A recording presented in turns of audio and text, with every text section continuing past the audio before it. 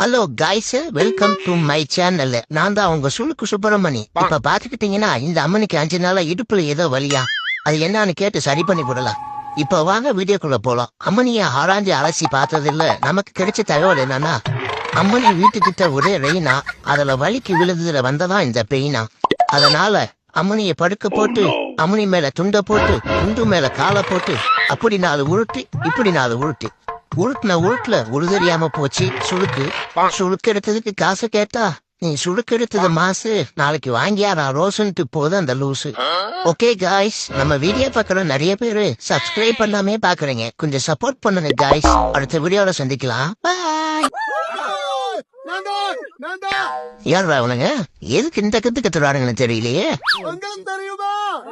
தெரியுது, ஆனா நீங்க யாருன்னு தான் தெரியல. எதுக்கு தம்பி? எல்லாம் கொடுத்துக்கிட்டாச்சு.